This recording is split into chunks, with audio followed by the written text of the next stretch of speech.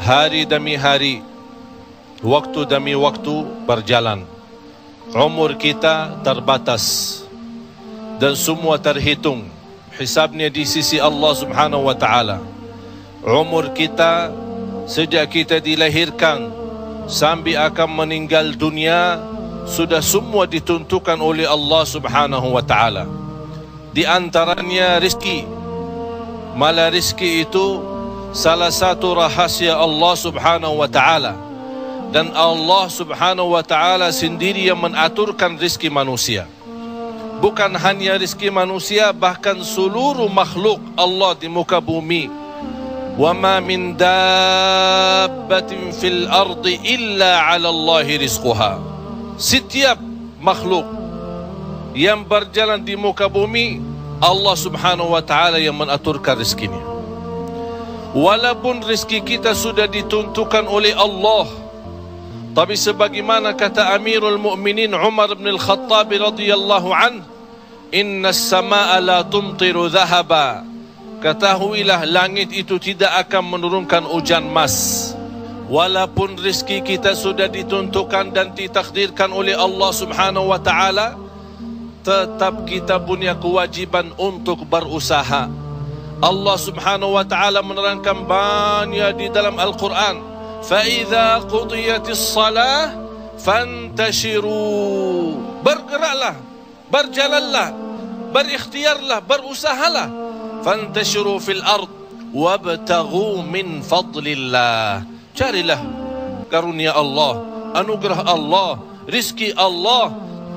Orang mukmin yang percaya kepada Allah dan senantiasa dia berikhtiar dan berusaha, tetap memiliki keyakinan, menggantungkan hatinya kepada Allah Subhanahu wa taala. Itu yang namanya tawakkal qalbu. Bukan hanya tawakal usaha, bukan hanya kita percaya kepada kemampuan diri kita atau kita percaya kepada kecerdasan kita, tapi tetap kita senantiasa memohon pertolongan Allah Subhanahu wa taala. Dan segala amalan itu tergantung niat. Innamal a'malu binniyat wa innama likulli imri'in ma nawa.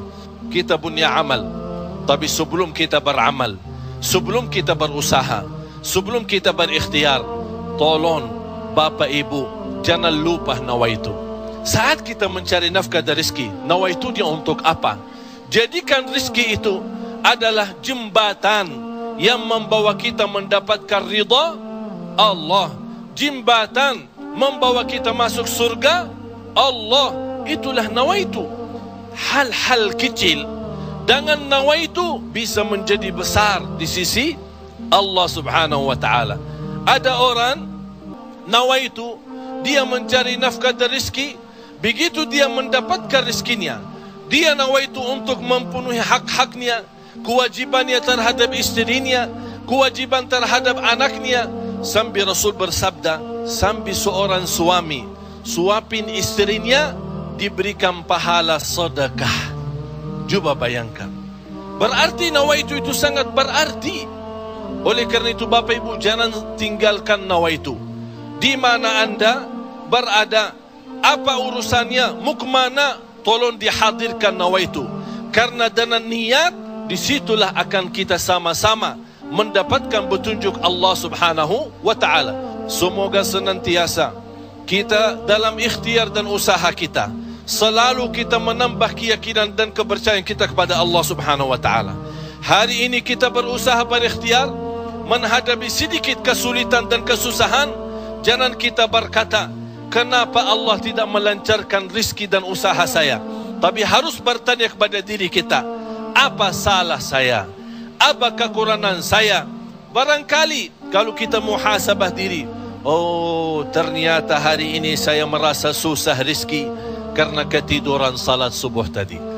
Saya merasa malam ini tidak lancar karena saya lupa baca Al-Quran.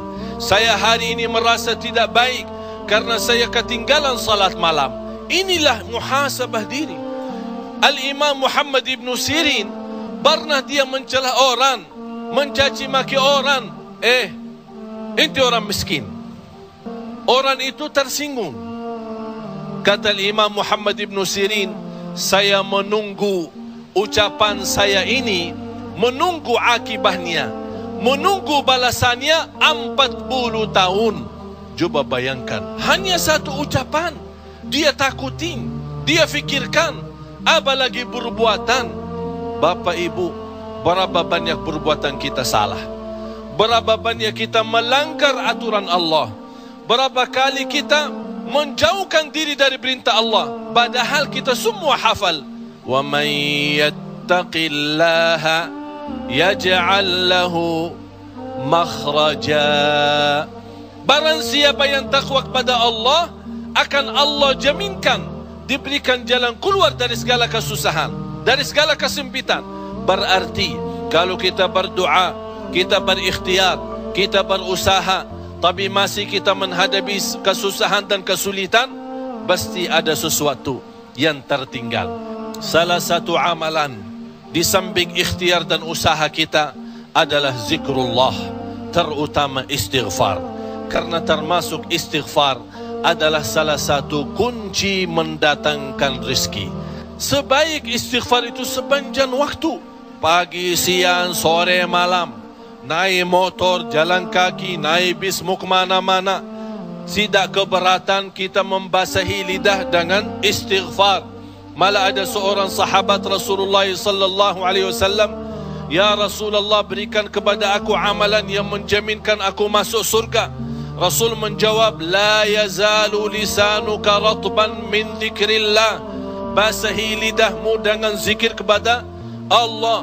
Kunci rizki Bapak Ibu adalah zikrullah. Kunci rizki zikrullah, di antaranya istighfar. Allah Subhanahu wa taala menjaminkan dalam Al-Quran di surat Nuh, "Faqultu astaghfiru rabbakum innahu kana ghaffara." Apa manfaatnya istighfar? Yursilis samaa alaikum midrara wa yumdidukum bi amwalin wa banin wa yaj'al lakum jannatin wa yaj'al lakum anhara. Dengan istighfar terjamin keturunan. Dengan istighfar kemudahan rezeki. Dengan istighfar kelancaran usaha. Dengan istighfar kesembuhan dari penyakit. Dengan istighfar banyak kemudahan dan kemuliaan yang kita dapat. Kalau memang ingin ditambah rezeki kita, kalau belum sempat haji, kita ingin berhaji. Kalau kita sudah haji, ingin Allah menambah kita bisa haji lagi. La in syakartum lazim. Jadilah hamba yang bersyukur, karena nikmat Allah memang Bapak Ibu tidak bisa terhitung. Nikmat Allah begitu banyak di setiap waktu dan setiap saat, lahir dan batin. Wa in ta'uddu ni'matallahi la tuhsuha. Oleh karena itu, jangan anda menjadi orang-orang yang mengkufri nikmat, tapi jadilah senantiasa yang mensyukuri nikmat. InsyaAllah dalam syukuri nikmat dan sabar menghadapi ujian dan cobaan, kita bisa menjadi hamba yang diridai Allah. Kalau Allah sudah ridha kepada kita, InsyaAllah segala amal ibadah kita akan diterima, dan segala usaha dan ikhtiar kita akan dipermudahkan oleh Allah Subhanahu wa ta'ala. Bapak Ibu, yang terakhir, tidak boleh kita lupa doa. Rasul kita sallallahu alaihi wasallam selalu berdoa kepada Allah Subhanahu wa ta'ala. Padahal dia Rasul, terjamin pertolongan Allah. Senjata orang mukmin adalah doa, dan pintu langit bisa dibuka dengan doa, dan doa itu kapan saja dan bisa sampai kepada Allah tanpa waktu dan tanpa batas. Selama kita masih berdoa kepada Allah, selama masih kita memohon kepada Allah, Allah akan senantiasa mendengar doa kita.